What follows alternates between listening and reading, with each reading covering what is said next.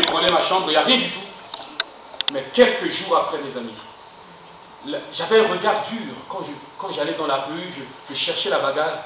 Quelqu'un qui me regardait un peu durement, ou bien dans le bus, il me toise, je le fixe tout droit. Et quand je vois qu'il sort avant moi, qu'il descend avant moi, je descends. Je dis, mais pourquoi tu me regardais comme ça? Ah mais non, c'est comme ça. Hein. Mais pourquoi tu me regardais comme ça? Qu'est-ce que je t'ai fait? Mais là où j'avais vraiment horreur, attention là. Vous savez, Dieu change les gens, hein. Les gens disent, mais Clément, t'es cool. Mais non, je n'étais pas cool, mes amis. Je n'étais pas cool avant. Ce que j'avais vraiment en horreur, c'est quand je suis dans le bus et je suis assis. Il reste une place à côté d'un black. Aucun blanc ne venait s'asseoir, même si c'était bondé à bloc. J'ai dit, mais c'est pas possible, j'ai envie de les manger comme ça.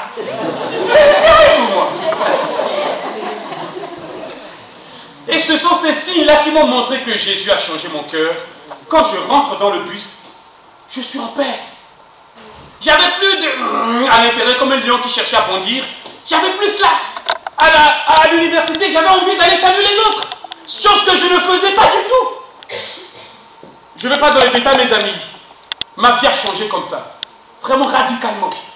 Les autres avec qui ont critiqué et tout ça, ils me trouvaient bizarre parce que je n'arrivais plus à critiquer.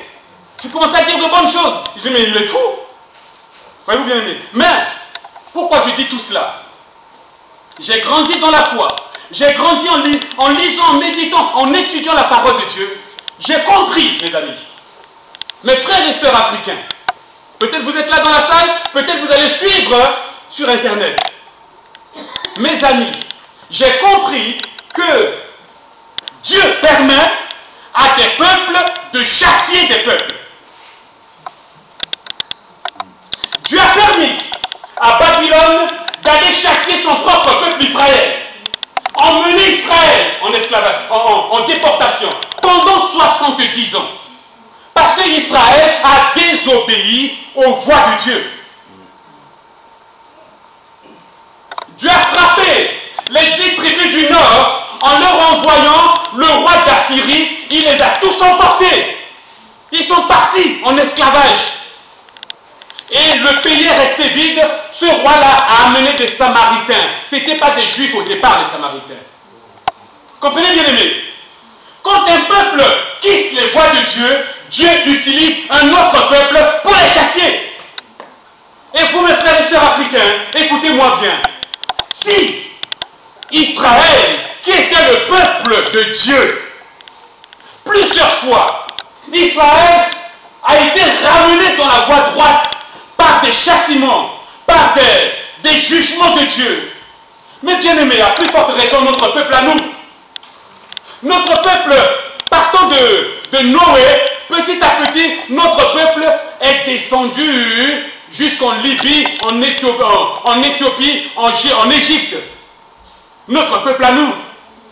Et ce peuple-là, loin des voies de Dieu, ce peuple-là est complètement rentré dans le paganisme, dans les ténèbres. Je sais que ce que je suis en train de dire, c'est pas facile. Hein. Ils sont rentrés dans les ténèbres. Ils ont commencé à vénérer le soleil, la lune, le dieu des arbres, les pierres, les eaux. Et chaque objet qu'ils voyaient est devenu un dieu. Le véritable Dieu des cieux, ils l'ont oublié. Ils ont perdu, nos ancêtres noirs ont perdu l'adoration du vrai Dieu. Des siècles sont passés, ils ont commencé à manger leurs enfants. Le cannibalisme est rentré dedans. Et tout cela, me bien-aimé, Israël a vécu le cannibalisme. À un moment donné, Israël a vécu les sacrifices d'enfants. Ce que nous avons vécu, c'est ce que les Juifs ont vécu en désobéissant aux lois de Dieu. Et il a fallu, pour que l'évangile, la parole de Dieu, revienne vers notre peuple, si loin, perdu dans les ténèbres, exactement comme Dieu a fait avec Israël, Dieu a fait pour notre peuple. Vous me suivez, mes bien-aimés? Quand j'ai compris cela, Vous savez ce que j'ai fait? J'ai dit, Seigneur, je te demande pardon pour mon peuple. C'est là où la repentance est venue dans mon cœur. Pour demander pardon à Dieu pour mes ancêtres, pour tout ce qu'ils ont fait. Voyez-vous, bien aimés, aujourd'hui, l'Afrique est lavée par le sang de Jésus. Amen. Parce que la repentance est venue véritablement. Et quand j'ai compris cela, la haine est partie définitivement de mon cœur par rapport au blanc. Par rapport au blanc, la haine est partie. Parce que Dieu a utilisé malgré tout. Vous savez, tous les colons n'étaient pas mauvais. Attention, je ne dis pas ça pour faire de la pommade, pour mettre de la pommade. Hein. On est là debout devant le Seigneur. Tous les colons n'étaient pas mauvais. Il y en a à travers eux, l'évangile, le vrai évangile de Jésus-Christ est rentré en Afrique. Nos ancêtres ont reçu ce message de vie. Et aujourd'hui, nous sommes leurs enfants. Et nous apportons ce message. Nous ramenons ce message ici. Oh bien-aimés, c'est pour cela la colonisation et l'esclavage. Quand vous sentez que vous êtes dans l'esclavage, sous une domination, vous n'arrivez pas à vous défaire, c'est qu'il y a quelque chose qui ne va pas. Il doit y avoir une repentance. Je ne vais pas encore aller dans les détails. Je vais m'arrêter là. Et je voudrais chaque soir finir très rapidement en vous dépeignant, bien-aimé, le plan de la croix, s'il te plaît, Pablo, le plan de la croix, bien-aimé. Il y a tout ça, c'est lui. Ah oui, aussi là. Donc le point 9, postérité livrée à la mort. Donc, voyez-vous, il y a comme dans des familles, il y a comme un esprit de mort qui suit les gens. Hein? La jeunesse est livrée à la mort. Les avortements, la guerre, le terrorisme. On leur promet qu'au ciel, tu tues quelqu'un, tu te fais éclater, et bien tu auras 4 vierges au ciel qui t'attendent. Le mensonge du diable. Ils vont tout droit en enfer. C'est terrible. Voyez-vous bien aimé. Les trafics d'enfants, la prostitution, la drogue, l'alcool. À travers ça, la mort ronge tout doucement la jeunesse aujourd'hui. Vous vous rendez compte aujourd'hui, avec l'internet, ils ont commencé à faire des apéros géants. Il y a eu déjà combien de morts?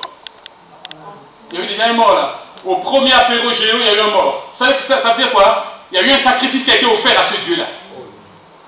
C'est un sacrifice qui a été offert à ce Dieu. Vous allez voir, chaque année, le 31, je ne vais pas le prophétiser, je ne vais pas le dire, mais jusqu'à l'année dernière, chaque année, le 31 octobre, la nuit de l'Halloween, il y a des morts. C'est des sacrifices, mes amis. Le diable se nourrit du sang versé. Mais Christ est mort pour que nous ayons la vie. Il a versé son sang pour que nous ayons la vie. Je vais rapidement parler avec vous, bien-aimés. Il y a eu un échange à la croix. Comprenez cela, mes frères et mes sœurs. Jésus est mort. Il y a eu un échange formidable à la croix. Tout le mal que moi j'avais, tout le mal qui était sur moi, ce mal-là est tombé. Non, pas ça, s'il te plaît. Remonte à la vidéo d'avant. Ah non, écoute, tu changes. Voilà, merci. Hein? Tout le mal, bien aimé, qui était sur moi, ce mal-là est tombé sur Jésus. Tout ce que tu peux imaginer sur toi aujourd'hui, Jésus l'a déjà porté. Est-ce qu'on peut dire amen à cela? Amen. Crois, mon frère, ne laisse pas de brin de doute. Tout le mal que tu peux avoir aujourd'hui, Jésus l'a porté. C'est de la malédiction à la bénédiction. Hein? Un point important, c'est ce qu'on appelle l'échange que Dieu a fait à la croix. Il y en a 8, je vous donne très rapidement, sans beaucoup commenter. Par rapport à la guérison physique de ton corps, et par rapport au pardon de ton péché, de tes péchés, c'est parce que Jésus a vécu cela à la croix que nous pouvons aujourd'hui en profiter. Ésaïe 53, je ne vais pas aller dans les détails, demain je reviens encore dessus. Ésaïe 53 nous dit que le châtiment